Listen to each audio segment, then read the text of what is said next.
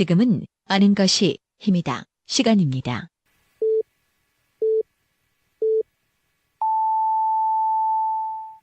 Welcome to the best podcast. Knowledge is power.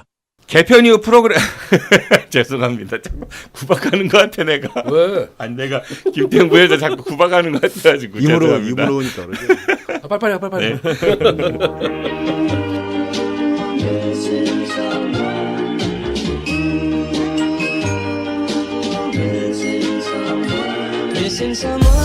개편 이후 프로그램 타이틀을 바꿔봤습니다. 생각해보니까 우리 프로그램 주인공들이 모두 김씨더라고요. 그래서 오늘부터 우리 프로그램 이름은 대전의 삼김시대입니다.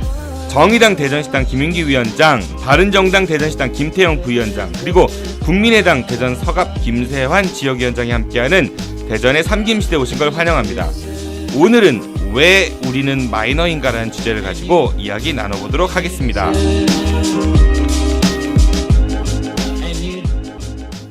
빅데이터로 완성한 가장 완벽한 수능 영단어 수빅복화.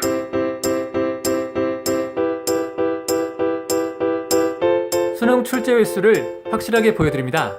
관련 파생어를 완벽하게 정리했고요. 어려운 한자어에 대한 친절한 뜻풀이가 담겨져 있습니다. 이제부턴 수능에 꼭 나올 단어만 외워주세요. 아빠 책 이름이 뭐였지? 수빅복화.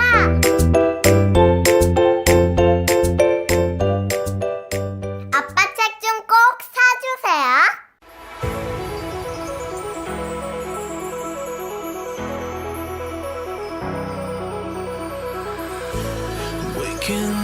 안녕하세요. IT 시대에 온라인에서 여러분들의 가치를 더욱 빛나게 해드리는 홈페이지 전문업체 유어웹 대표 황용재입니다. 저희 유어웹은 아이언맨의 자비스처럼 고객님이 상상하고 계신 그 어떤 것도 인터넷이나 모바일에서 구현해드릴 수 있는 기술력을 보유하고 있습니다. 고객님의 매출 성장에 기여하는 비즈니스 파트너, 고객님의 성공이 곧 유어앱의 성공입니다. 그리고 그 성공들이 모여 우리 사회가 더불어 따뜻해질 수 있도록 언제나 최선의 노력을 다하겠습니다. 지금 검색창에 유어앱을 검색해보세요. 신뢰와 의리로 똘똘 뭉친 온라인 비즈니스 파트너 유어앱을 만나실 수 있습니다. 전화 1661-2043 언제나 열려 있습니다. 고맙습니다. 대전엔 갈 곳이 없다는 편견을 날려버리기 위해 시작했습니다. 한경수 작가와 임재근 팀장이 떠나는 띠동갑내기 여행하기.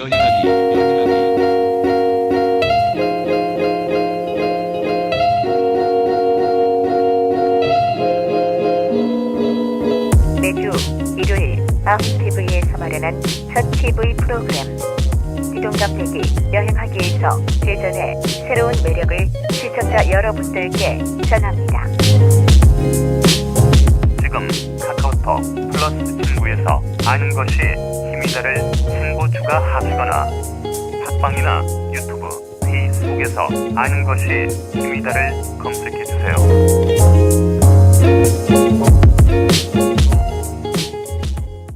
네, 대전의 삼김입니다. 먼저 TBS에서 의뢰하여 리얼미터에서 조사하고 8월 24일에 발표한 여론조사에 근거한 수치입니다. 이 조사는 2017년 8월 21일부터 23일까지 무선 전화 면접 10%, 자동응답 혼용은 무선 70%, 유선 20%로 했으며 전국 성인 1,522명을 상대로 한 조사였습니다.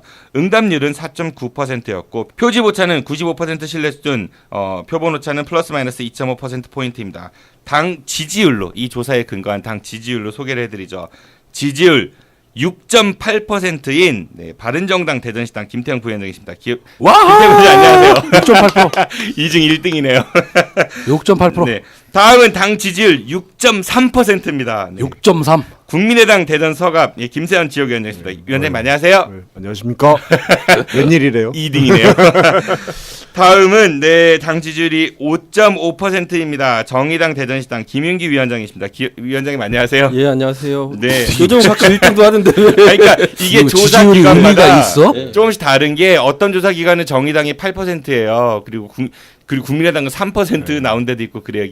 그러니까 이게 표본 오차가 플러스 마이너스 2.5%니까 사실 순위가 큰 의미가 없긴 하지만 그래도 네, 요즘 제일 핫하다는 리얼미터에서 조사한 걸 근거하면은 바른정당이 3등 정당이네. 왜 3등이 1등이죠 거기서? 우리끼리는 1등인데. 그러니까 그런 걸로 합시다 1등으로. 네, 1등 정당이에요. 네, 아유 뭐 좋으시겠습니다. 어떠세요? 국민의당은 마음에 드세요? 저희는 요즘에 지지율을 이렇게 크게 신경을 안 쓰고 있습니다. 지지율을 보면은 왠지 지겨운 생각이 많이 들기 때문에 지지율 크게 신경 안 대전에서 그래도 안철수 표 많이 나왔어요. 아니 국민의당 홍보위원장이시잖아요, 중앙당. 네. 그 홍보위원장 맡고 나서 당 지지율이 좀 변화가 있나요? 제가 맡고 나서 더 떨어지고 있어요.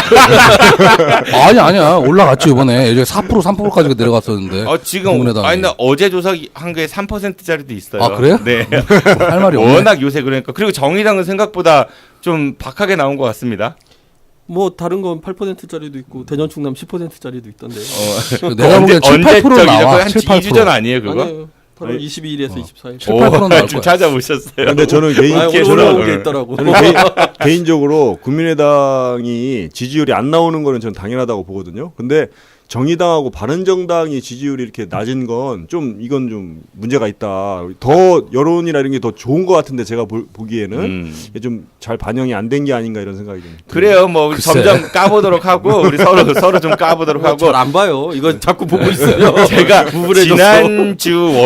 지난 월요일에 이제 국민의당 지금 전당대회 기간이잖아요. 그래서 중앙당에 가서 또 운 좋게도 거기 이제 최고위원 후보자 그리고 전국 여성위원장, 전국 청년위원장 후보자 토론회 진행을 맡고 왔습니다. 그래서 국민의당에도 고맙게 생각하겠네요. 홍보위원장이 찍어주신 거야? 아니요, 홍보위원장은 연락도 못 받았어요. 네. 그래요? 가서 볼 줄 알았더니 얼굴도 안 보이고. 추후에 우리 PD님이 하신다는 거 얘기만 듣고. 그러니까 나중에 들으셨죠. 네. 누구 추천이었던 거야? 그래서 갔는데 이제 쟁쟁한 후보들이 막 치열한 토론을 하실 거라고 생각을 했어요. 그래서 제가 공통으로 드렸던 질문이 그거였습니다. 후보자분들께 우리는 왜 5%인가에 대한 자아 비판을 좀 해보셔라 이런 질문을 드렸는데 최고위원 후보자 토론회 같은 경우는 그 후보분들이 이제 서로 싸우시더라고요. 그 질문을 드리니까 네가 잘못했다 막 이런 식으로. 그래서 제가 중간에 그랬어요. 시청자 여러분, 생방송이었거든요. 여러분들이 지금 국민의당이 왜 5%인지 그냥 보시면 아실 수 있을 것 같습니다. 그러니까 후보자분들이 막 싸우다가 막 웃으세요. 그러니까 이게 정치라는 게 되게 어렵구나. 물론 후보자분들 한 분 한 분의 말씀이 다 뭐 일리는 있는 말씀이기는 한데 그래서 더 어려운 게 아닌가 싶습니다. 오늘 우리가 할 얘기가 바로 여기 세 분이 소속되는 정당이 마이너입니다. 그렇죠. 네, 뭐 의미 없는 순위였죠. 네, 5%에서 뭐 3%에서 6% 사이 정도가 왔다 갔다 하시는 것 같아요. 그리고 여기 있는 세 분 역시 이제 마이너에서도 마이너십니다. 그래서 우리는 왜 마이너일까 이런 얘기를 좀 해볼 겁니다. 문재인 대통령의 국정 수행 지지율이 뭐 70에서 80% 사이 굉장히 고공행진을 하고 있거든요. 그 여당인 더불어민주당의 지지율도 50%를 왔다 갔다 하고 있고 이렇게 고공행진들을 하고 있는데 왜 이 새 정당들은 그리고 뭐 탄핵의 그 단초를 제공했다라고 하는 그래서 많은 국민들에 의해서 좀 비판을 많이 받고 있죠. 자유한국당 같은 경우도 두 자릿수를 기록하고 있음에도 불구하고 여러분들의 정당들은 셋이 합쳐도 자유한국당이 안 되죠. 안 될 거야 아마. 왜 그런지에 대해서 얘기를 해볼 거예요. 근데 오늘 우선 두 가지 순서대로 하겠습니다. 첫 번째는 자아 비판. 그러니까 우리는 왜 마이너인가에 대한 자아 비판을 먼저 좀 들어보도록 하고 두 번째는 이제 상대 우리 셋이 이제 친구분이시잖아요. 우리 대전을 이끌어가 삼김 친구. 너네 당은 이래서 문제인 것 같아라는 그런 이제 상대방의 지적질을 이제 당하는 그런 시간을 좀 가져보도록 할 건데요. 지지율 순서대로 가보죠. 지금 우리 셋 중에서는 오늘 뭐 리얼미터 1등이니까 일단 바른정당 자아 비판을 먼저 들어보도록 하겠습니다. 우리는 왜 마이너일까? 글쎄, 난 자아 비판 할 게 없다고 생각하는데 왜냐하면 민주당 지지율이 40에서 50% 사이가 나오는데 산술학적으로 10%를 넘길 수가 없잖아. 자유한국당이 아무리 안 나와도 15%가 나오는데 그러면 세 당이 찢어발기면 6, 7% 나오는 게 정확한 거지. 올라갈 수가 없는 거 아니야. 상황 자체가 산술학적으로. 안 그래요? 근데 자 잠깐만요. 그러니까 바른정당의 자아 비판은 할 게 없다. 우리는 당연하다. 민주당이 이렇게 치고 있으니까 우리는 지금 잘못하는 게 아니고 우리가 잘못한 게 아니고. 우리 아주 잘못하는 게 아무것도 없어. 산술학적인 게 문제인 거지. 우리 맞아. 잘못은 아니다라는 게 이제 정치승리 아니 입장입니다. 네. 아니 산술학적 올라갈 자, 수도 없잖아. 이제 그러면은 니네는 왜 지금 마이너인가를 이제 얘기하십시오. 편하게. 네. 그러면 이제 저희 국민의당이 그 다음이니까. 아니에요. 일단 바른정당에 대한 이야기를 대안 하자고요. 얘기를. 대안이 아니라 너네는 왜 그렇게 마이너일까에 대한 분석을 좀 아는 해주라고요. 얘기 하지 말고 아는 네. 얘기 하지 말고 좀 네. 새로운 얘기 좀 해주세요. 분석을 좀 해주라고요. 아니, 네. 자기도 모르는데 우리가 뭐라고 그래. 왜 바른정당은 지지율이 5%일까요? 일단은 제가 보기엔 정당을 만든 지가 얼마 안 됐고 우리나라 정당이 어쨌든 풀뿌리 정당에 대한 기초가 세야 거기서 나오는 조직력이 움직이는 건데 바른정당 역시도 이제 신생 정당이다 보니까 몇몇 사람 대표적인 정치인들의 개인기에 의해서 움직이는 이제 그런 정당이죠. 그러니까 지지율이 안 나오는 건 저는 당연한 거라고 보고 간판 정치인들이 몇 명 있는 건 좋은 건데 앞으로라도 지지율을 올리려면 아마 각 지역에 있는 지역위원회부터 다 정비를 해서 조직을 키워나가는 것이 그나마 지지율을 올리는 데 도움이 좀 되지 않을까. 그것이 조직력이 부족한 게 지지율이 낮은 근본적인 원인일 거라고 봅니다. 그러니까 지금 특별히 잘못한 건 없는데 지금 신생 정당이다 보니까 지역 조직들이 좀 약해서 안 나오는 거다. 뭐 이렇게 분석을 하시는 거예요? 잘못한 거를 계속 얘기를 하자면 네. 계속 얘기를 해줘야죠. 아니 정답이 있는데 우리가 그런 얘기 듣자고 이 방송하는 건 아닌데. 아니 저희 당 지지율 높일 수 있는 아주 정답이 있어요.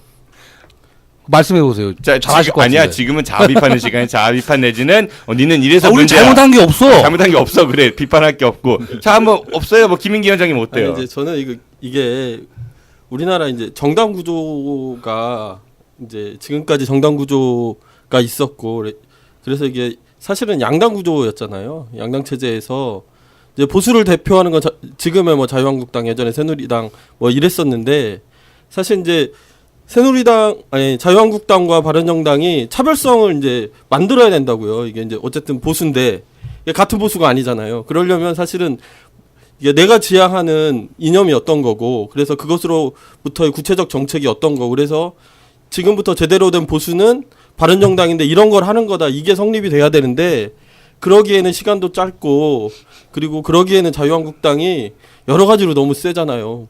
이 보수가 가져가려고 하는 어떤 이슈 이런 걸 다 그냥 한마디로 흡수해 버리시는 분이 계셔가지고 바른정당이 아마 쉽지 않을 거다. 홍준표 대표를 의미하시는 거예요? 아니 정답 비슷하게 말씀하셨는데요. 그러니까 바른정당은 잘못해서 5%가 아니라 뭐 그 산술학적으로 그리고 지역 조직이 안 좋아서 그다음에 그 자유한국당에게 이슈를 뺏겨서 이렇게 분석들을 하시는 거예요? 아니.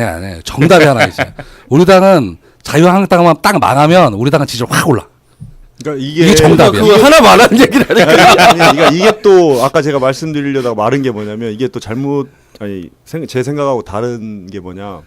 자유한국당이 망하면 오른다.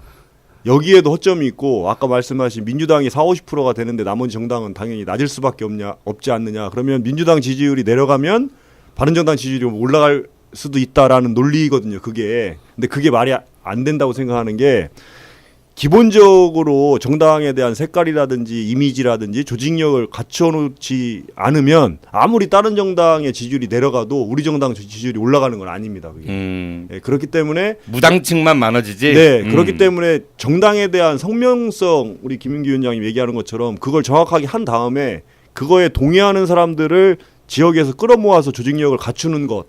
그 다음에 몇몇 간판 정치인들이 그걸 가지고 중앙에서 플레이하는 그래서 국민들한테 그 이미지를 씌우는 그런 작업들이 되지 않으면 아무리 정당이 무너져도 쉬운 말을 되게 어렵게 할 수가 하시는데 없다. 너무 진지하고 너무 어렵게 하셔. 정석을 제가 물어볼게요.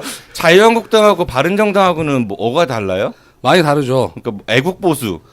그러니까 거기가 보수가 아니라 수구고 네. 우리가 보수의 출발점이지. 그러니까 수구와 보수가 뭐가 달라요? 그러니까? 수구와 보수 당연히 다르죠. 함의적 사고. 그러니까 그렇게 어려운 얘기 말고 쉬운 거 예를 들어서 굳건한 한미동맹. 국권을 한번 지켜야죠. 지켜야죠. 네. 사드. 갖고 와야지. 다 저러니까 안 되는 거예요. 그다음에 증세. 증세 해야지. 증세 좀 아, 그러니까 자유한국당에 나오신 거 아니에요? 아이, 그거는 어쩔 수, 큰 그림에서는 같이 갈 수밖에 없는 네, 거고. 검찰 개혁. 네. 검찰 개혁 해야죠. 다 해야 되잖아. 어떻게? 잘.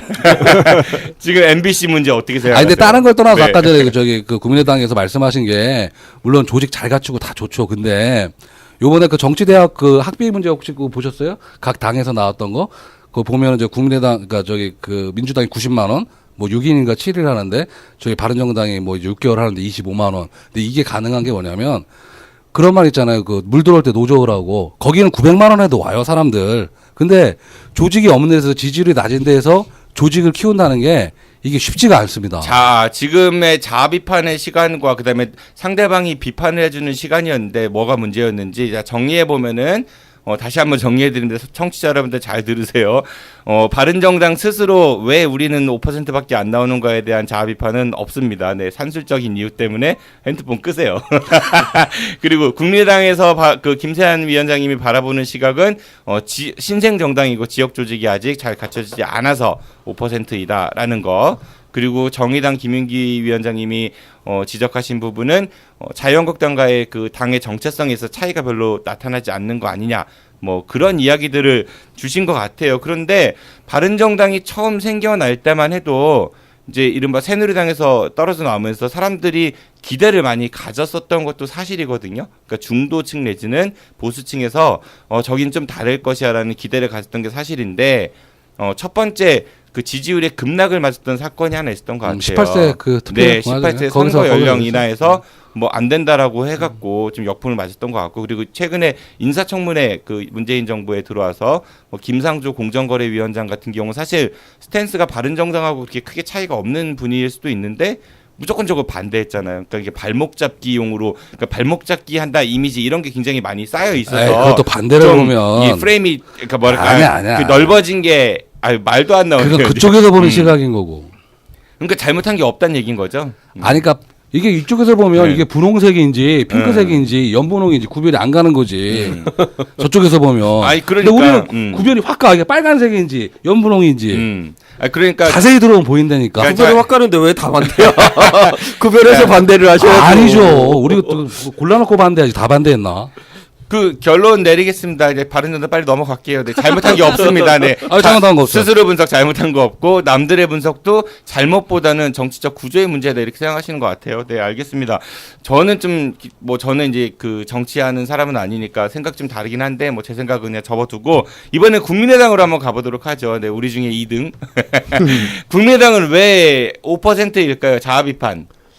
일단 그 지지율로만 따져보면 대선 이후에 이제 지지율이 급락한 거거든요, 사실은. 그러니까 그거의 결정적인 이유는 그 대선 때 있었던 그 이유미 우리 조작 사건 그것이 이제 결정적으로 영향을 줬다. 그리고 그것에 대한 지금 반등의 기회를 아직 잡지 못하고 있는 것이고 더더욱 국민들은 아직 회초리를 때리고 계신 시기이기 때문에 더 반성하고 성찰해야 될 기간이다 이렇게 보고요.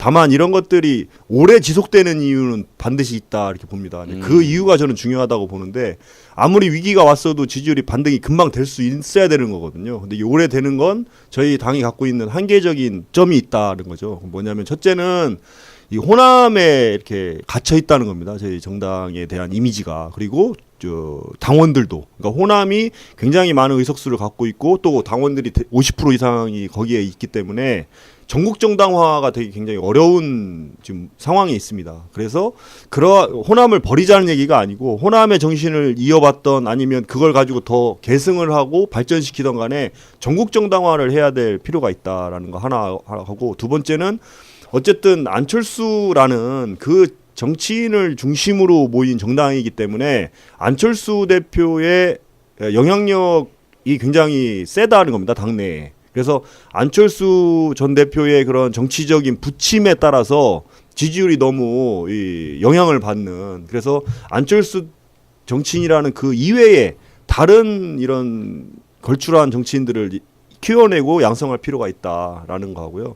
마지막 세 번째는 정당에 대한 정책성이 분명히 아직 확립되지 않았고 지금 어느 정도 확립이 되어 있는데 그것을 국민들한테 제대로 어필하지 못하고 있다. 그러니까 예를 들면 저희 당은 중도 개혁 정당이라고 분명히 원칙을 정해놓고 가고 있는데 일반 국민들 여러분들께서는 국민의당 그러면 회색 정당, 그냥 중간에 서 있는 정당 이렇게 생각을 하시는 거거든요. 그게 아니거든요. 저희 정당은 양극단 세력과의 차별을 하기 위해서 하나의 꼭지점을 만들고 트라이앵글의 하나의 그 위치를 선점하고 있으면서 양극단 세력을 좌우로 끊임없이 왔다 갔다 하면서 합의점을 도출해내는 정당인데 일반 군인들이 생각할 땐 그냥 양극단 세력의 중간에 서서 그냥 이것도 좋고 저것도 좋고 이렇게 기회를 보는 정당이구나 이렇게 생각하고 계신 그 부분들을 빨리 바꿔내지 못하고 있는 이런 것이 앞에 말한 두 가지와 같이 결합해서 한 3가지 정도 저희 정당이 지금 갇혀 있는 지지율 답보 상태에 있는 한계가 아닌가 이렇게 생각합니다. 그 뭐 3가지라고 하셨지만 사실상 4가지를 말씀하신 것 같은데 첫 번째는 그 이유미 씨 뭐 지금 이준서 전 최고위원도 구속이 돼 있는 상태죠. 그 뭐 제보 조작 사건 관련된 거 하나, 그게 이제 국민들의 실망을 많이 끼쳤다라는 거 하나를 지적하셨고, 두 번째는 너무 호남에 갇혀 있는 이미지가 많다. 전국 정당화를 해야 되는데, 세 번째는 안철수라는 정치인이 너무 영향력이 커서 그 사람에 따라서 왔다리 갔다리 하는 것 같다. 네 번째는 노선이 우리는 중도 개혁인데 근데 아직 좀 그게 불분명하고 그리고 때로는 국민들한테 어필을 잘 못한 것 같다. 뭐 이렇게 정리를 해드릴 수 있을 것 같아요. 네, 두 분들이 생각하시는 국민의당의 5% 이유는 뭐라고 보십니까? 좀 이제 구태의원하고 어중간하다 이런 생각이 좀 들어요. 좀 이제 세게 말씀드리는 이유는 별로 안 센데요. 안철수 대표가 원래 이제 새정치 이런 걸 들고 나와서 이제 바람을 일으켰는데 그 새정치가 뭔지 도저히 모르겠다 이런 일들이 이제 벌어지는 거죠. 저 이제 그 제보 조작 사건도 그런 건데 물론 뭐 그런 일이 없어야 되고 그런 건데 이걸 처리하는 과정이 더 문제인 거죠. 앞뒤가 잘 안 맞거든요. 그러면 깔끔하게 사과하는 게 원래 국민들이 안철수 이제 후보에게 기대했던 모습이라고 한다면 이게 이제 대표 출마까지 나오는 과정이 그 안철수 대표에게 기대했던 안철수 후보에게 기대했던 이런 거를 사실 다 까먹었다 이런 생각이 있고 이 어중간한 것도 뭐 아까 말씀하셨는데 호남에 갇혀 있다거나 뭐 그리고 이제 정책적으로도 이게 사실은 합리적인 걸 어떤 걸 찾는다고 하면 이제 개별적으로 합리적인 걸 찾았을지는 모르겠지만 이걸 하나로 이어놓고 보면 이게 뭐지? 뭐 이런 생각이 든다는 거죠. 이제 그러다 보니까 이제 호남에서 지난 총선에 일으켰던 바람의 의미들은 이미 민주당이 다 흡수해버린 거고 그러니까 사실은 오갈 데 없는 이런 상황이 돼버린 게 아닌가 싶은데요. 예. 아니 뭐 지적하신 부분에 대한 연장선인데요. 뭐 안철수 뭐 전 후보를 시작해서 전 후보로 끝나지 않나. 그리고 또 국민들이 안철수 후보에 대한 또 나름대로 이미지가 있었던 것 같아요. 근데 이번에 TV 토론하면서 그 이미지 많이 깨진 것 같고 또 거기에 대한 실망감들. 그리고 또 한 가지는 뭐 말씀을 하셨지만 중도를 표방한다고 말씀하셨지만 글쎄 그 EBS에 보면 다큐멘터리가 있는데 중도는 없다는 다큐멘터리가 있어요. 그거 보면 이제 중도라고 생각하는 사람들 설문조사를 다 해보니까 나중에 딱 보면 이 사람들이 중도가 아니라 보수에 있던가 진보에 있던가 성향을 다 갖고 있어. 다만 본인이 머릿속으로만 중도라고 생각하는 것 같아. 그래서 사실상 정치에서 중간에 어떤 그 지점을 찾는다는 거는 이건 무리수라고 생각을 합니다. 뭐 그런 게 좀 국민의당의 어떤 그런 좀 그 부족하거나 안 좋은 점이랄까 이렇게 생각합니다. 저는 일단 저도 뭐 비슷한 얘기가 있을 것 같은데 안철수라는 정치인에 대해서 사람들이 갖는 인식이 많이 바뀐 것 같아요. 그러니까 과거에는 좀 신선한 이미지 새정치 얘기했었고 그랬는데 막상 정치권에 꽤 오래 계셨잖아요. 이제 계시면서 별로 새롭지 않다라는 생각을 많이 갖는 것 같고 또 지난 대선 과정에 뭐 BW 관련한 이야기들 나오면서 이제 과연 안철수가 기존에 이제 뭐 정치인들하고 그러니까 기업인들하고 무엇이 다른가 그 재산 증식하는 방법에 있어서 뭐 이재용 같은 경우도 BW 관련해 갖고 재산 증식을 꽤 많이 했었었죠. 네, 그런 이야기도 좀 많이 있는 것 같고 그리고 호남 관련한 것도 사실은 그러니까 그 안철수 대표를 지지하는 그런 국민의당 당내 분들은 호남을 넘어 이제 전국 정당화 이야기를 하지만은 국민의당 안에 계시는 호남 쪽 분들은 그 얘기는 굉장히 뭐랄까 공격적인 그렇죠. 말로 받아들여질 수밖에 없을 것 같아요. 그러니까 말은 야 너네를 버리는 게 아니라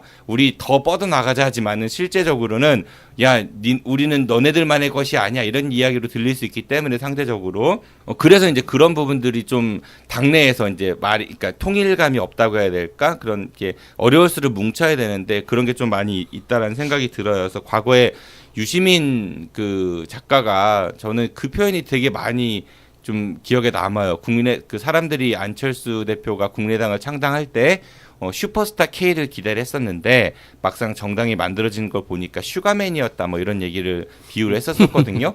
굉장히 적절한 비유가 아닌가 저는 개인적으로 그런 생각이 들더라고요. 그래서 호남 그 뭐 국민의당이 호남당은 아니죠 분명히. 그런데 새롭기가 어려워요. 사실은 이게 정치라고 하는 게 혼자 하는 게 아니잖아요. 아까 제가 이제 바른정당한테도 구도의 얘기를 했지만 이게 물론 그 당 스스로가 극복해야 될 어떤 지점이기도 하지만 객관적으로 주어져 있는 지형이라고 하는 게 분명히 있고 선거제도가 있고 정당제도가 있으니까 이걸 넘어가서 새롭기가 어려운데 사실은 이제 새로움으로 어필해서 시작하다 보니까 했는데 이게 가다 보니까 이런 구조에 계속 막히는 거죠.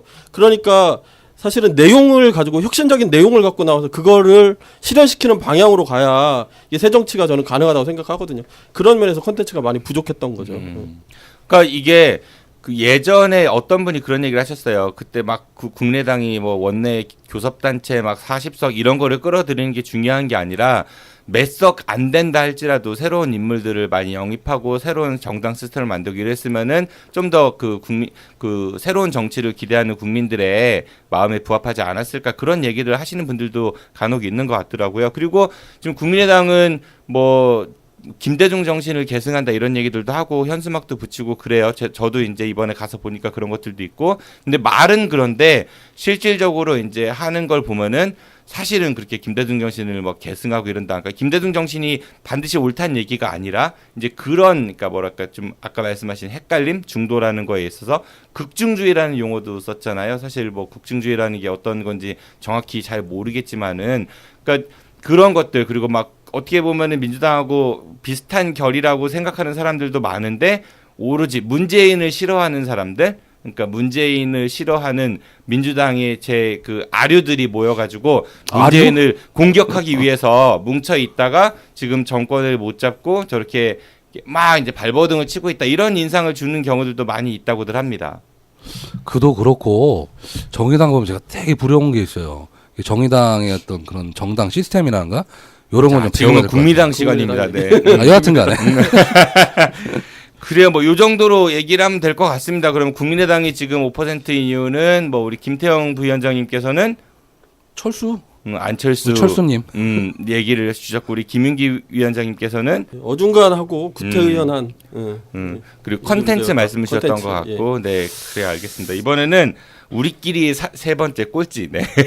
야, 이제 공격 앞으로. 근데 정의당을 한번 가보도록 야, 하죠. 공격 앞으로. 정의당은 사실 지난 선거 때 심상정 후보가 바람을 일으키기도 했었고요. 뭐 진보정당 최초로 두 자릿수를 득표할지도 모르겠다는 뭐 그런 꿈도 있었고, 그랬었지만은 예, 정당 지지율이 이렇게 안 나오고 있습니다. 사실 문재인 대통령한테 간 표 중에 상당수는 뭐 심상정 후보한테 갈 표였지만 이제 혹시라도 홍준표 후보가 될지 모르니까 뭐 일단은 되는 쪽 밀어주자 이런 얘기들도 있고 그랬거든요. 그렇게 따지면 정당 지지율이 올라야 되는데 그게 아니라 더 떨어졌습니다. 홍준표라기보다 과반이죠. 과반. 그게 이게 뭐 이제 국민들은 이게 처음일 거라고 생각하지만 저희들한테는 굉장히 익숙한 구조예요. 뭐 제가 총선에 뭐 꼴찌인 게 아니 뭔가 이렇게 선거 직전에 그 여론조사에서 나오는 이 지지율과 실제 득표율은 반에서 3분의 1까지도 떨어지거든요. 이게 이제 마지막에 사표 심리로 가는 거니까 이제 여러분들도 경험해 보시면 아시겠지만 맞아요. 네, 그렇게 되는 게 좀 있습니다. 그렇고 이제 저희는 일단은 좀 어려워요. 사실 어렵다는 게 뭐냐면 정의당이 뭘 하고자 하는 건지가 명료하게 설명이 잘 안 돼요. 굉장히 길게 설명해야 되고 더구나 이게 저희가 하자는 건 다 안 해봤던 거잖아요. 최소한 우리나라에서는 안 해봤던 거. 예. 남의 나라에서는 해봤고 역사적으로는 그런 일이 있었는지 모르겠지만 그러니까 경험하지 않은 걸 하자고 하니까 설명을 더 많이 해야 되는 거죠. 어떤 것들이 있죠?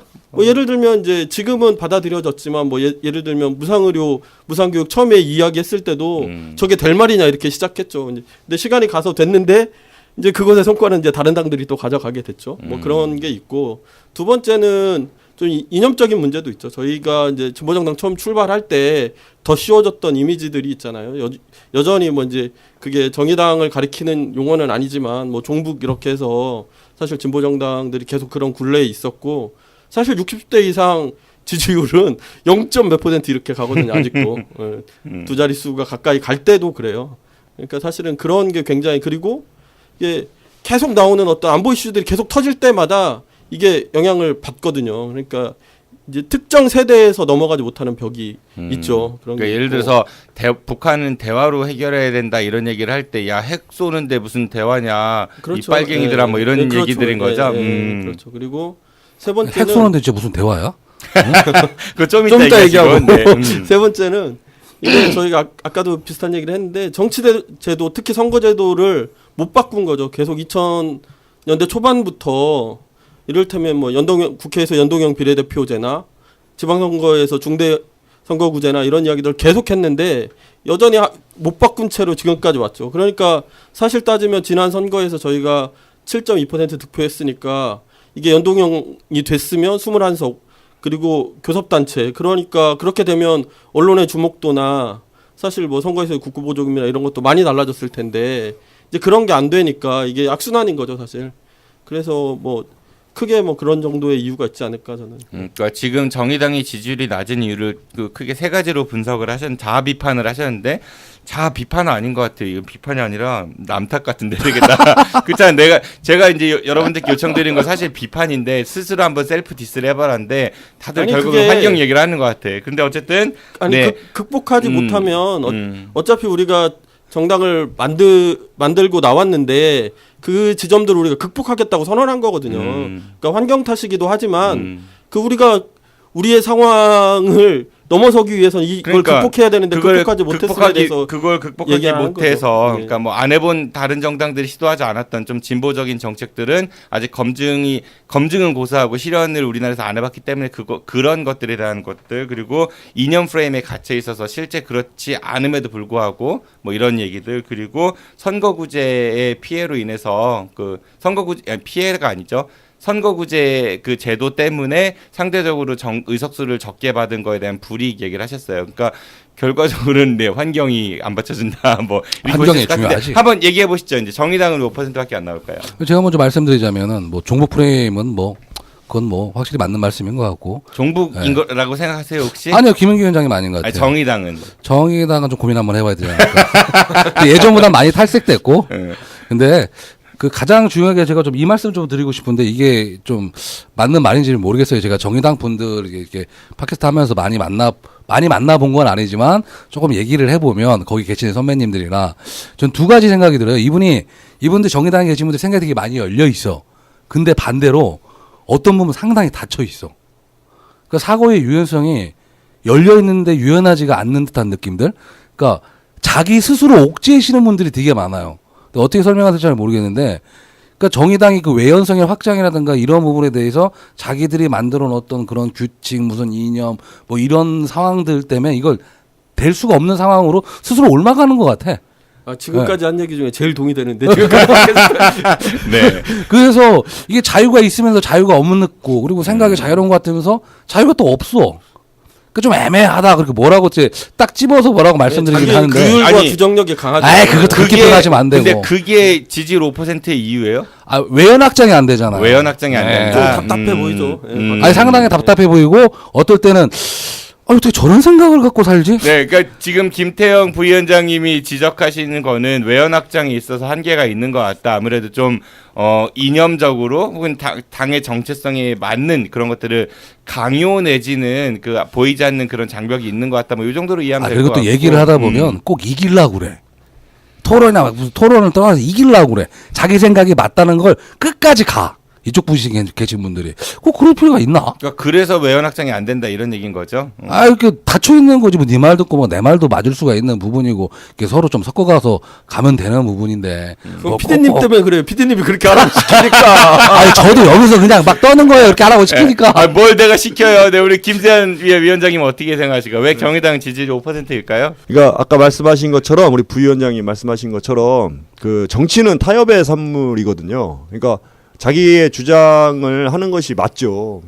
옳은 얘기인데 그러한 것들을 가장 타협점인 중간 지점을 찾아내는 것이 정치인들의 목적이고 그것이 정치를 하는 최고의 방법 아니겠습니까? 그런데 정의당의 지금까지 이렇게 활동하는 것을 뵈면 어떤 것을 타협의 산물로 이끌어내려고 하기보다는 그 정당이 갖고 있는 가치관이라든지 생각, 정책을 일관적으로 홍보하고 국민들께 알려내고 이러한 것들을 주장하려고 하는 이것에 더 방점이 찍혀 있는 게 아닌가. 그러면 상대적으로 거부감이 있는 사람들이 생기는 거거든요. 그래서 지지율이 이게 답보 상태에 있는 것 같은데 저는 그래도 이 방법이 좋다고 생각하는 사람 중에 하나인 게 뭐냐면 비록 배고파서 굶어 죽을지언정 가치를 지키는 것은 굉장히 아름다운 거거든요. 근데 우리나라 정당에서 정의당만큼 그런 가치를 지키고 있는 정당이 있을까? 그런 면에서는 좀 아쉬운 면이 있고 조금 더 그 타협을 하기 위해서 좀 이렇게 밖으로 좀 이렇게 돌고 또 그런 것들을 홍보도 하고 또 요즘 잘 하시지 않습니까? 뭐 냄비 받침에 보니까 노회찬 의원님 나오셔서 요즘엔 그런 중앙 방송에서도 다 그런 정당 분들 다 이렇게 섭외해 주시잖아요. 그럴 때 얘기 이렇게 잘 하시고 하면 분명히 좋은 결과가 나올 것 같아요. 그래서 지금이라도 좀 이렇게 어떤 현장 이런 것도 중요하지만 미디어에 좀 나오셔서 같이 이렇게 토론하는 모습들 많이 보이고 또 그 토론하는 과정에서 좀 이렇게 타협하고 하려고 하는 그런 모습들도 좀 보여주신다면 또 거부감이 있으신 분들도 좀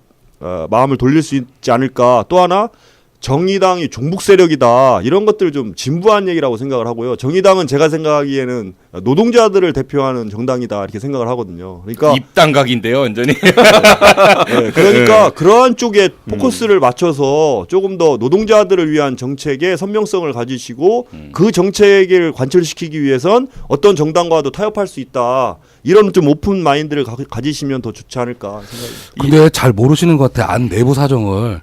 제가 좀 알기로는 되게 무서운 동네예요. 왜요? 거기 막 뭐 싸움 나면 막 때리고 막 그러잖아요. 뭘 때려요? 옛날에 그 심상정 그 대표 맞았다고 유시민 대신 맞아주고 막. 에이 같은 당이었잖아요. 아직도 남아 있던데 한번 싸울 때 보면 뭐 울불 안 걸리더라고. 무서워 못 가겠어. 뭘 때려? 옛날 것 따지면은 그쪽이 제일 남아 있다니까. 남아 있어. 근데 이 정의당 같은 경우는 사실 자유한국당, 바른정당, 뭐 국민의당 이런 분들은 기성 정치라는 그런 인식이 되게 많잖아요. 그리고 기성 정치인하면은 왜 안 그래도 뭐 이렇게 야합하고 비리 있고 뭐 이런 이미지들이 국민들한테 좀 많이 깔려 있는 것 같아요. 그에 비하면 정의당은 그런 거는 없는 것 같거든요. 상대적으로. 아니 왜 없어? 그런데 제가 말씀드린 국민들의 이미지가 제가 말씀드린 거는 아니 거기 찢어진 사람 역사가 얼마나 파란만장한데 저쪽 팀이. 잠깐만요. 맞아요. 파란만장해요. 그렇죠. 근데 그게 아니라 그런 이미지가 그러니까 상대적으로 다른 정당들에 비해서 좀 덜한 것 같은데 잘 몰라서 그렇다니까 국민들이.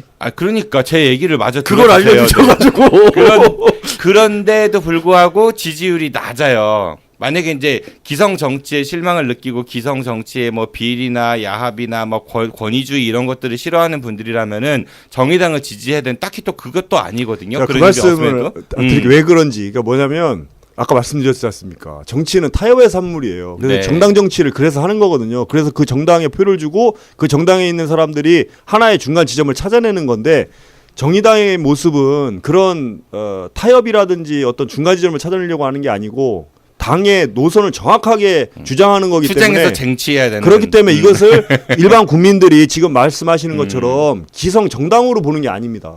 운동권 하나에 그렇죠. 어떤 정치적인 틀에 들어져 있는 그런 당이 아니라 어떤 그냥 시민단체 내지는 어떤 뭐 노조와 관련된 어떤 그런 단체 이 정도의 그냥 딱 머릿속에 규정되어 있기 때문에 더 이상의 지지율이 올라가질 않는 거예요. 그리고 또 요즘 문재인 정부의 어떤 정책 기조랑 봤을 때 뭐 지난번 대선 때도 그랬고요. 뭐 적폐청산이라는 그런 코드가 있어서 그런지 몰라도 정치에 많은 그러니까 정치를 잘 아는 분들이 아닌 일반 이제 국민들이 뉴스를 통해서 봤을 때는 좀 비슷해 보이거든요. 그러니까 민주당 이중대 뭐 이런 이미지들도 있어 보이는 것 같고 그런 게 이제 좀 뭐랄까 지지율에 있어서 좀 답보 상태가 아닌가. 그러니까 우리가 지금 비판을 좀 해야 돼요. 사실은 분석을 하고 근데 자꾸 여러분들이 너무 이제 좀 뭐랄까 담론만 얘기하는 아니, 저는 같아가지고. 그래서 아까 말씀하신 것처럼 정의당에서 좀 가면을 썼으면 좋겠다. 지금 민주당처럼. 지금 민주당이 가면을 쓴 거 아닙니까? 그 안에는 정말 자기네들 다 써 있고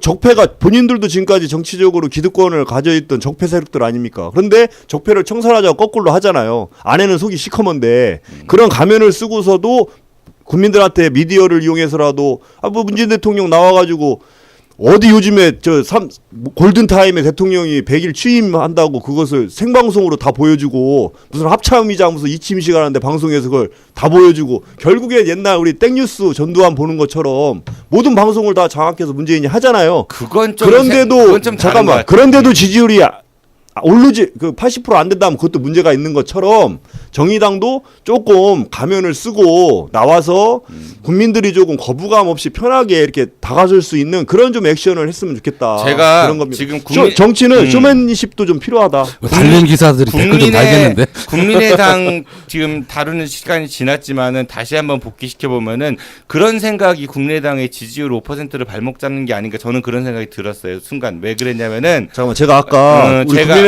반론할 때 한마디도 안 한 건 이유가 있는 게 뭐냐면 네. 그냥 제가 다 받아들이는 거거든요. 그러니까 제가 더 이상 저희 당 얘기 끝났으면 하지 않았으면 좋겠습니다. 아니, 왜냐하면 자꾸 그러면 저도 반론을 할 수밖에 없고 그러다 보면 이게 너무 격해져요. 본인이 원하는 답이 안 나온 거야 지금. 이게 아까 말씀하신 건 이제 상황 얘기 어떤 환경 얘기만 한다고 하시는데 제가 첫 번째 드렸던 말씀은 이제 그런 게 아니고 그러니까 우리가 우리를 제대로 설명하지 못하는데 제대로 설명하지 못하는 이유가 그런 거라는 거예요. 그러니까 그 문제는 어쨌든 우리 사회가 여러 가지의 조건을 갖고 있는데 그럼에도 불구하고 우리가 진보 정치라고 하는 꽃을 피우기에 여기 왔고 그러면 진보 정치라고 하는 것이 뭐냐는 걸 명료하게 또 드러내야 되는 게 있고 더군다나 지금 말씀하신 문재인 대통령 이게 뭐 이제 촛불 대선 이렇게 탄생한 대통령 이제 정부 하에서 정의당의 위치가 굉장히 어려운데 사실 그럼에도 불구하고 민주당과의 차별성도 정확히 표현하고 그래서 우리가 하려고 하는 건 이런 거다 이런 걸 표현해야 정의당이 이 5% 6% 이 박스권을 넘어갈 수 있는데 사실은 그걸 못 하고 있다는 말씀을 드리는 거예요. 어렵긴 하죠. 사실 여러 가지 환경이 어렵긴 한데 결국은 우리가 스스로 풀어야 될 문제거든요. 그런 것도 있는 것 같아요. 이정미 대표가 새로 이제 신임 당 대표가 되셨는데 생각보다 존재감이 조금 이제 덜 하지 않으신가. 뭐 물론 대선 기간이 지났으니까 그런 것도 있지만은 뭐 그런 것도 좀 생각해 볼 수 있을 것 같고. 잘 안 보여. 노회찬 심상정 말고는 정의당의 사람들이 잘 안 보인다라는 거. 김윤기 있지 않습니까? 김윤기. 그러니까 스타 아까 말씀하신 김세현 위원장이 말씀하신 그런 스타 정치인들이 조금 더 많이 생겨나면 좋을 것 그러니까 같은데. 이제 그건 그런 측면도 있어요. 물론 이제 뭐 여러 가지 당의 역량이나 뭐 개인의 역량이나 이런 것도 있을 텐데 사실은 이제 진보 정당이 재선하기도 굉장히 어렵고 지역구에 가면 이제 그런 영향도 있고 할 텐데. 그러니까 정당을 바라보는 정치를 바라보는 시각 자체가 다른 당에 비해 좀 독특하죠.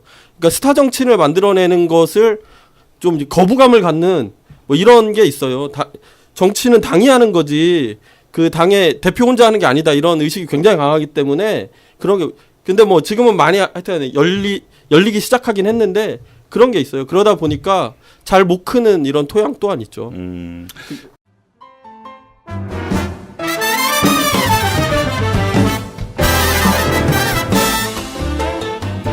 안녕하세요. 관저동에 위치한 에드엠 실용음악학원입니다.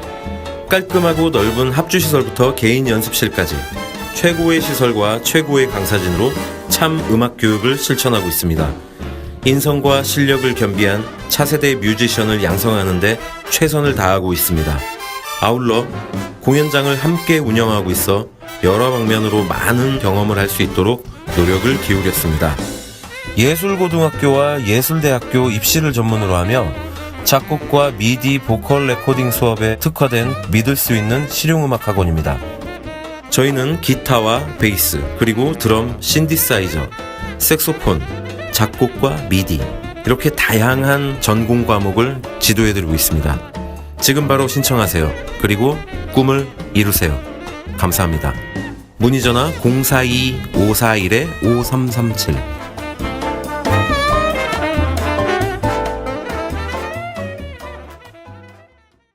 네, 지금까지 우리는 왜 마이너일까에 대한 이제 신랄한 자기 비판, 그 자아 비판하고 그다음에 상대방의 훈수를 좀 들어보는 시간을 갖고자 이제 마련을 했는데 답이 안 나와?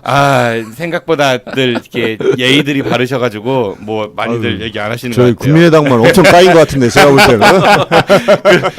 제가 이제 지금 저는 이제 그런 생각이 들었습니다. 문재인 정부가 지지율이 높은 이유는 문재인 대통령이 잘하는 측면들도 있겠지요. 근데 하지만 상대적으로 지금의 야당들이 못해서 그거에 대한 반사이익을 가져가는 것도 분명히 있을 거라는 생각이 들거든요. 자고난 뻥뻥 나오는데 선물 보따리가 계속 나오잖아 지금. 그러니까 그 문재인 대통령을 바라보고 정치를 하는 게 아니라 국민을 바라보고 정치를 했으면 좋겠다. 아까 제가 김세한 위원장님한테 이걸 하시는 게 만약에 잘 되면 기존에 정치했던 사람들은 잘못한 거지. 반성해야지. 그러니까 말씀드리려고 했던 것도 뭐냐면은 그 문재인이 텔레비전에서 뭘 하고 문재인이 막 이 문재인 소리 좀 그만하고 이제 국민 얘기를 더 많이 하면은 국민들이 알아서 판단할 것 같거든요.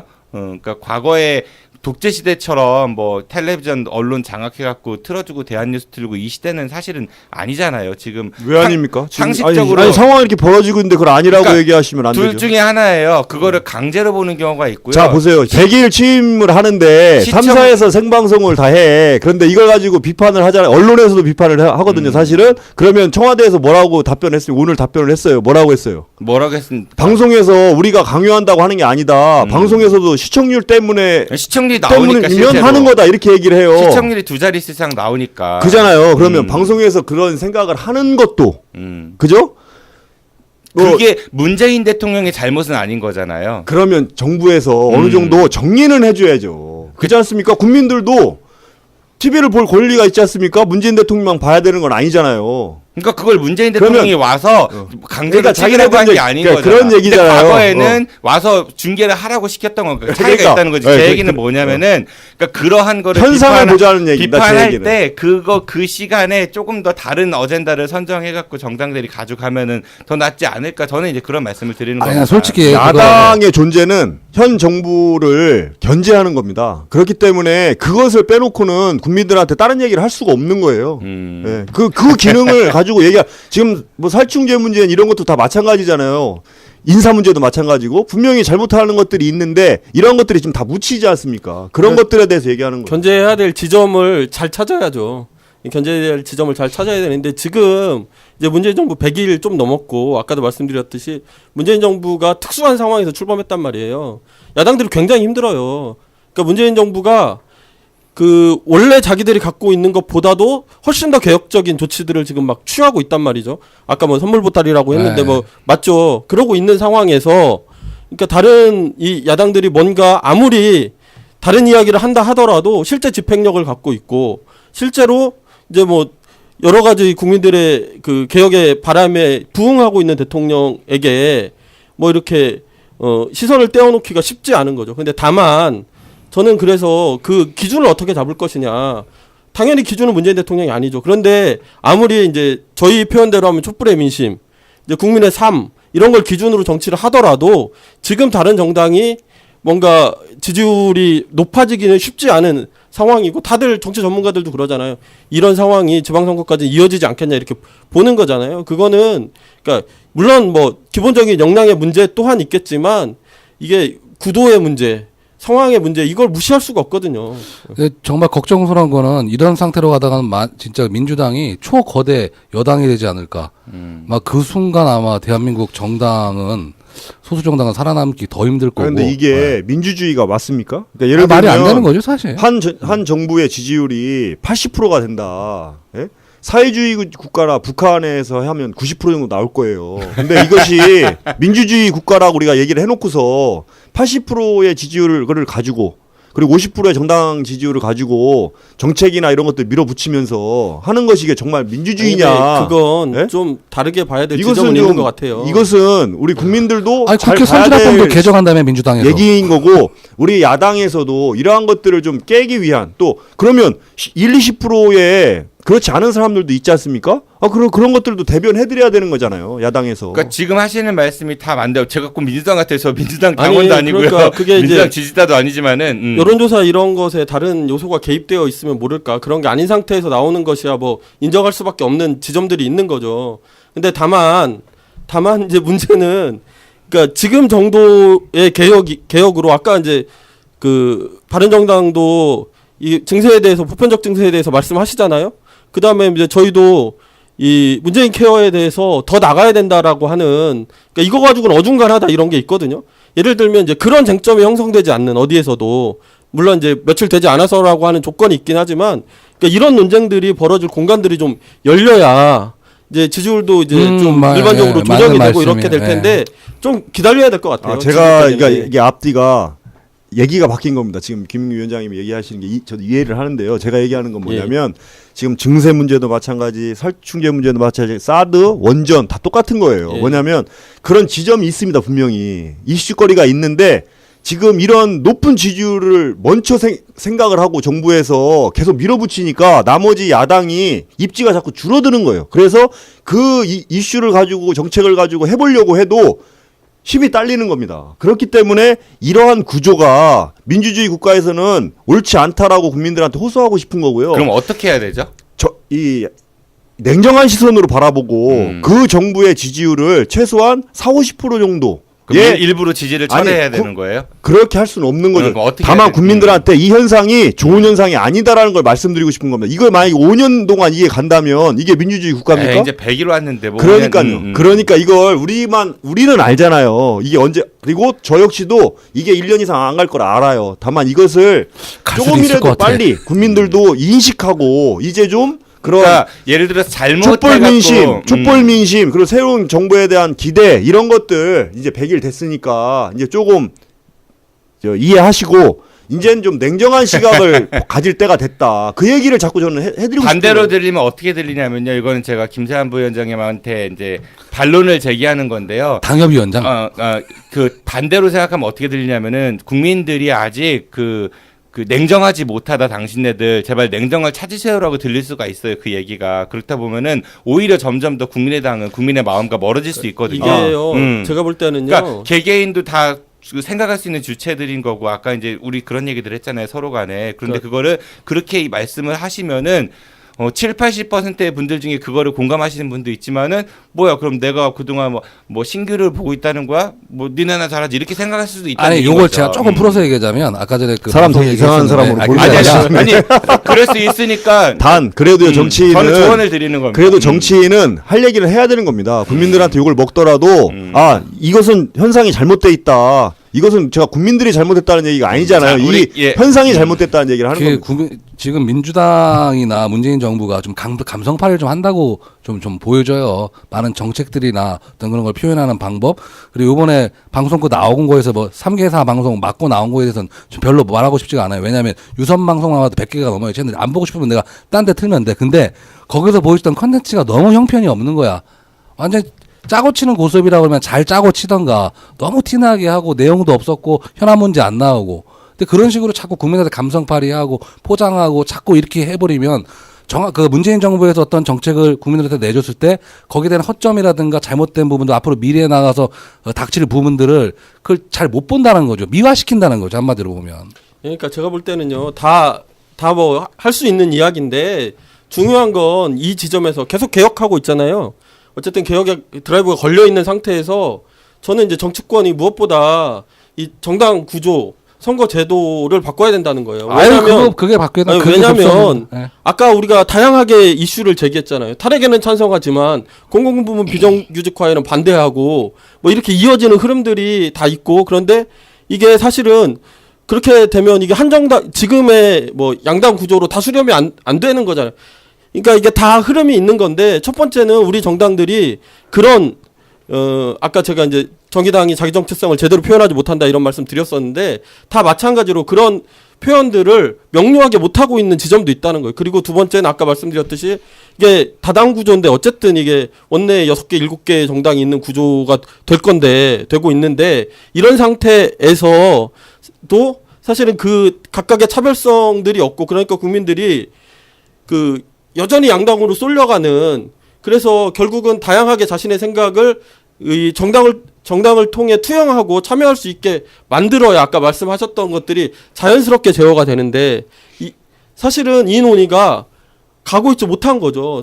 당장에 내년 지방선거, 내후년 이제 그 2년 후면 총선 이렇게 있는데 이 흐름을 어떻게 안착시킬 거냐. 저는 이 촛불 개혁의 완성은 정치 개혁이라고 생각하거든요. 그러니까 정치 개혁으로 가서 당장의 현상에 비판하는 것에 머무르지 말고 제도화하는 경향까지 이르러야 된다 이렇게 보는 거죠. 네, 뭐 초반에는 되게 점잖들 빼시다가 이렇게 쭉 찔러보니까 아주 그냥 이제는 침 튀기고 좋습니다. 그런데 이제 얼핏 맞출 시간이 됐거든요. 우리가 이제 시간도 많이 흘렀고. 벌써? 응, 금방 가죠. 싸우다 보면 금방 가요. 그런데 나와 별로 안 싸운 것 같은데. 이거 하나만 좀 여쭤볼게요. 사실 제가 오늘 세 분한테 마지막에 여쭤볼 거는 상대당에게 당신네 당은 이렇게 하면 지지를 올릴 것이다라는 그런 조언 내지는 훈수를 좀 더 드리라고 부탁을 드릴까 했는데 아까 말씀 중에 얼추 나온 것 같고 이렇게 정리를 해보죠. 그러면은 우리 뭐 어떤 당이든 상관없습니다. 여러분들이 생각하시는 앞으로의 이제 대한민국 정치 환경은 어떻게 바뀌어야 되는 좀 구체적인 이야기들 있죠. 두리뭉실한 거 말고 요거 바뀌고 요거 이렇게 어떻게 하고 이런 식으로 좀 얘기를 해주면 좋으실 것 같아요. 우리 김태형 부위원장님부터 말씀 주시죠. 김구 선생님이 그런 말씀하셨잖아요. 나의 소원 통일. 저는 딱 한 가지입니다. 앞으로 이제 대한민국의 정치 환경이 바뀌는 건 자한당이 빨리 해산됐으면 좋겠습니다. 그러면 자연스럽게 많이 바뀔 겁니다. 그럼 어떻게 해산돼야 돼요? 3년 또 기다려야 되는 거예요? 아니죠. 심판까지? 바로. 바로 어떻게 해야 돼요? 그러면 아마 이번에 지방선거에서 심판을 해주지 않을까 그렇게 생각합니다. 그럼 바른정당이 흡수하는 거예요? 흡수라기보다는 이제 새롭게 가야겠죠. 제3지대에서 창당? 뭐 그것도 고민해볼 수도 있는 부분이고. 알겠습니다. 그래 김세원 부위원장님, 위원장님, 아이고 하도 헷갈립니다. 죄송해요, 제가 부위원장이라. 내년에 있을 우리 개헌에 반드시 이 선거제도, 그다음에 선거구제 이런 것들 개헌에 반드시 넣어서 기본적인 선거 시스템부터 바꿔야 된다 이렇게 생각하고요. 우리 김민규 위원장이 언급했지만 저는 이 부분에서 또 말씀을 드리지 않을 수가 없는 게. 이것도 마찬가지입니다. 개헌 논의를 할 때, 선거구제 논의를 할 때 민주당이나 지금 대통령 지지율 이렇게 해서 본인들이 좀 여론이 높잖아요. 이 여론 가지고 또 여론조사해서 여론에 붙자 이렇게 해서 밀어붙이면 어떡할 겁니까? 다당제의 이 역할 자체가 없어지는 거거든요. 그렇기 때문에 지금 원전처럼 그러면 여론조사 한번 해보시죠. 이렇게 하면 또 우리 뜻대로 못하는 거 아닙니까? 이러한 논의들은, 이러한 담론들은 국회로 들어와서 정확하게 토론을 하든지 다당제 당들을 인정하면서 논의를 풀어나가야 된다. 그래서 내년에 반드시 선거제도 개헌해서 정리하고 선거구제 바꿔서 논의해야 할 부분들이 있다. 그래야 우리나라가 지금 과거처럼 양당제에 국민들의 선택이 발이 묶이는 것이 아니라 다당제를 통해서 다양한 스펙트럼을 가진 정당의 선택권이 넓어지는, 그래서 거기서 자유경쟁을 통해서 하나의 의견이 수립되는 이러한 선진국형 정당으로 정치 구도를 바꿔야 된다. 그래서 내년 개헌이 굉장히 중요하다. 그래서 우리 지금 여기 있는 마이너 정당이 다른 때는 좀 의견이 좀 다를 수 있지만 개헌에 대한 그 부분만큼은 굉장히 정확한 가치관과 원칙을 가지고 진행할 필요가 있다. 근데 선거구제 개편은 입법사항으로 알고 있습니다. 개헌사항이 아니라 국회에서 지금 논의하고 바꿀 수 있는 문제니까 그거는 개헌하고는 약간 좀 어차피 다른 지방선거는 소송으로 무조건 치러야 되고 어쨌든 정치적인 문제니까 제일 근본적인 걸 바꿀 때 뭔가 3년 뒤 준비하시는 거야? 부분이라는 말씀이신 것 같고요. 그러니까 뭐 이제 사실 이제 그런 거예요. 아까도 이제 탈핵 이런 말씀하셨는데 뭐 아시다시피 정의당은 당연히 탈핵에 찬성하는 정당입니다. 그런데 이런 식으로는 좀 부족한 것 같아요. 예를 들어가지고 다음 정권이 탈핵에 반대하는 정권이 들어서면 원점으로 가잖아요. 그러니까 저는 뭐 예를 들면 저희가 제출했던 건 국민투표 하자는 거예요. 이게 역진할 수 없도록 그러려면 아까 얘기했던 이제 그런 시스템이 가동이 돼야 되는데 사실 이거는 이제 신고리 오륙호기에 이렇게 묶여 있는 문제니까. 근데 어쨌든 이 공론화의 장 그다음에 우리 갖고 있는 시스템은 이제 어쨌든 활용할 수 있는 부분 뭔가 이제 정당성을 부여하기 위해서라도 그런 부분들은 좀 제대로 논의돼야 된다 이런 생각은 저희들도 하고 있고요. 이제 저는 제일 중요한 건 그런 것 같아요. 저희가 이제 국민을 닮은 정치 이런 표현을 좀 많이 쓰거든요.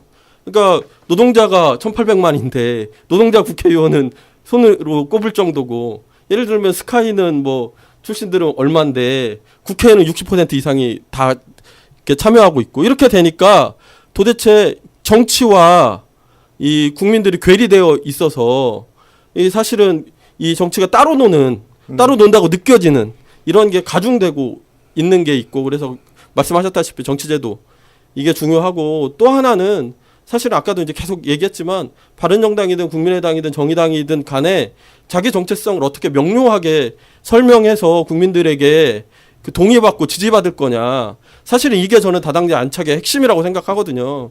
그래서 다 노력하고 있지만, 그리고 길이 다 다르긴 하지만, 그게 이제 저는 그렇게 안착되는 게 한국 정치를 발전시키는 제일 1번의 어떤 숙제이기도 하다 이런 생각을 합니다. 네, 알겠습니다. 흔히 민주주의의 꽃이 정당 민주주의라고 얘기를 하는데 우리 야당들이 부디 분발하셔가지고 국민들의 선택도 받으시고 또 행복한 대한민국을 만드는데 큰 역할을 해주시기를 기대하겠습니다. 오늘 세 분 나와주셔서 감사드리고요. 다음 방송 때 다시 뵙겠습니다.